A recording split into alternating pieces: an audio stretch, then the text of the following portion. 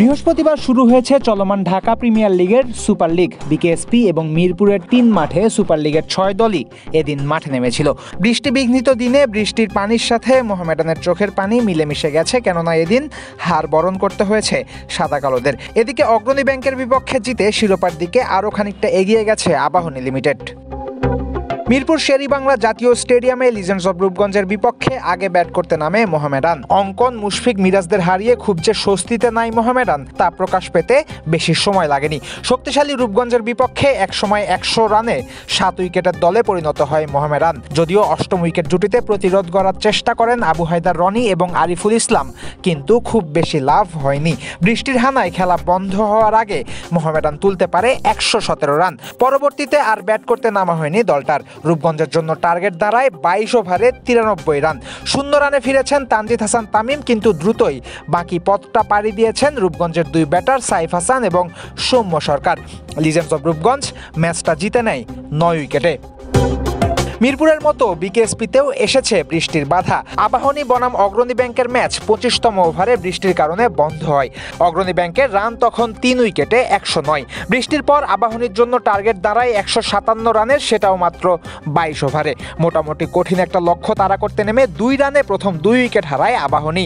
দুই ওপেনার পারভেজ হোসেন ইমন এবং শাহরিয়ার কমল আউট হন ০ রান করে, কিন্তু গুরুত্বপূর্ণ সময়ে দায়িত্ব নিজের কাঁধে তুলে নেন জিশান আলম। পাল্টা আক্রমণ চালান এই ব্যাটার। তৃতীয় উইকেট জুটিতে মোহাম্মদ মিথুনের সাথে ৫৬ রানের জুটি গড়েন জিশান।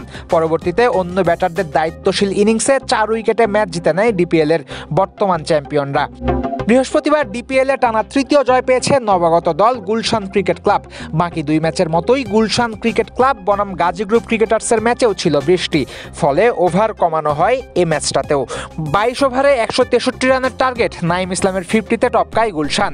এই জয়ে পয়েন্ট টেবিলের ৩-এ উঠে এসেছে খালেদ মাহমুদ সুজনের শিষ্যরা।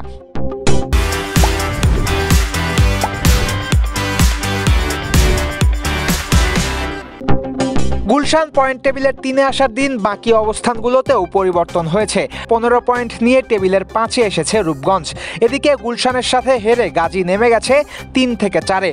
১৪ পয়েন্ট নিয়ে সুপার লিগের ৬ দলের মধ্যে ৬ নম্বরে অবস্থান অগ্রণী ব্যাংকের। টেবিলের সেরা ২ অবস্থানে যদিও আবাহনী এবং মোহামেডানই আছে, কিন্তু সুপার লিগের প্রথম দিনই এ দু দলের মধ্যে দূরত্বটা বেড়ে গেছে অনেকখানি। ২০ পয়েন্ট নিয়ে শিরোপার কাছাকাছি পৌঁছে গেছে আবাহনী, আর মোহামেডান দাঁড়িয়ে আছে ওই ১৮ পয়েন্টেই। চলতি ঢাকা প্রিমিয়ার লিগে দলগুলোর বাকি আছে আর ৪টা করে ম্যাচ।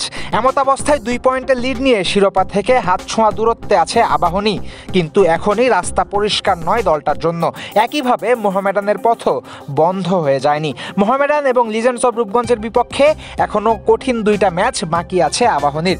তবুও সামান্য হলেও শ্বাস নেওয়ার সুযোগটা আবাহনীর থাকছে প্রথম ম্যাচটা জেতাই, কিন্তু মোহামেডানের আর সেই সুযোগটা নাই।